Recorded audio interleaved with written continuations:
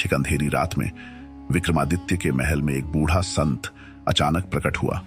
उसकी आंखों में एक अजीब सी चमक थी और वह रहस्यमयी ढंग से मुस्कुरा रहा था।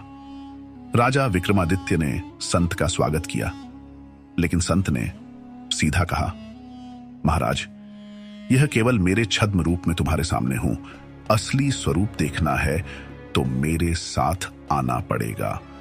विक्रमादित्य ने शांत स्वर में पूछा, तुम कौन हो और यहां क्यों आए हो? संत की हंसी महल की दीवारों से टकराते हुए गूंज उठी। मुझे केवल तांत्रिक कह सकते हो।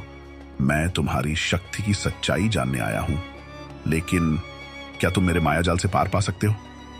इस पर विक्रमादित्य ने हंसते हुए उत्तर दिया, तुम्हारे जादू के पीछे छुपी सच्चाई को समझने की कोशिश तो जरूर करूंगा।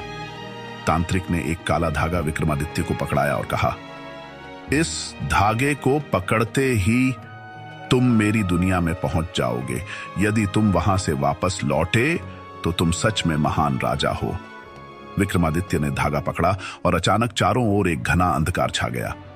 अगले पल विक्रमादित्य ने खुद को एक अनजाने जंगल में पाया। वहां सैकड़ों आवाजें गूंज रही थीं, मानो चारों ओर परछाइयां जिंदा हो उठी हों। तभी एक रहस्यमयी आवाज ने विक्रमादित्य को चौंका दिया, राजा विक्रमादित्य, क्या तुम जानते हो कि यह केवल शुरुआत है? विक्रमादित्य ने आत्मविश्वास से उत्तर दिया, शुरुआत हो या अंत, सत्य का सामना मैं जरूर करूंगा। पर तभी जंगल में से एक परछाई विक्रमादित्य की ओर बढ़ी और ठहाके लगाते हुए बोली, राजा, क्या तुम इस जंगल से बाहर निकलने का रास्ता जानते हो, या मेरी शक्तियां तुम्हें भी यहीं बंद कर देंगी? विक्रमादित्य ने उस परछाई की ओर नजरें उठाईं, जो धीरे धीरे घने कोहरे से बाहर निकल रही थी। उसकी आकृति धुंधली और डरावनी थी और उसकी हंसी का शोर पूरे जंगल में गूंज रहा था।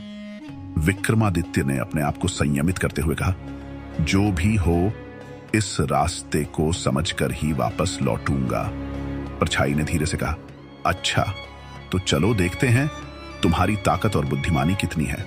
इस जंगल से बाहर निकलने के लिए तुम्हें 3 सवालों के जवाब देने होंगे। अगर एक भी गलत जवाब दिया तो तुम हमेशा के लिए इसी जंगल में खो जाओगे।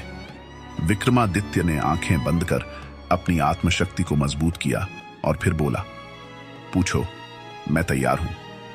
परछाई ने अपना पहला सवाल पूछा, वह क्या है जो हमेशा चलता है, कभी रुकता नहीं, पर किसी को दिखाई नहीं देता? विक्रमादित्य ने थोड़ी देर सोचकर उत्तर दिया, वह समय है जो चलता तो रहता है पर किसी की पकड़ में नहीं आता।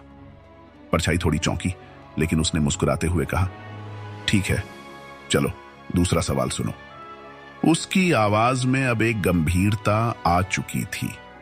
दूसरा सवाल था, ऐसी कौन सी चीज है जो जितनी ज्यादा होगी इंसान उतना ही ज्यादा खो जाता है? विक्रमादित्य ने आंखें बंद कर मनन किया और फिर उत्तर दिया, वह लालच है। जितना ज्यादा इंसान के पास हो, वह उतना ही उसमें खो जाता है। परछाई का चेहरा अब थोड़ा गंभीर हो गया। उसे समझ में आने लगा था कि विक्रमादित्य सरलता से हार मानने वाला नहीं है। उसने आखिरी सवाल पूछा, बता, ऐसा कौन है जो मरने के बाद भी जिंदा रहता है? विक्रमादित्य ने एक गहरी सांस ली और कहा, वह है एक महान व्यक्ति का नाम और उसकी कीर्ति। इंसान मर सकता है, पर उसकी अच्छाइयों का नाम और सम्मान अमर रहते हैं। यह सुनते ही परछाई के चेहरे पर एक शांति सी आ गई और उसकी आवाज गूंज उठी, तुमने अपने साहस और बुद्धिमानी से यह चुनौती पार कर ली। राजा विक्रमादित्य, तुम सच में महान हो। जंगल का अंधेरा धीरे धीरे खत्म होने लगा और विक्रमादित्य ने खुद को वापस अपने महल के दरबार में पाया। वहां एक गहरा सन्नाटा था, मानो कुछ हुआ ही ना हो। लेकिन विक्रमादित्य के मन में उस तांत्रिक और उसकी रहस्यमयी दुनिया की छवि हमेशा के लिए बस गई।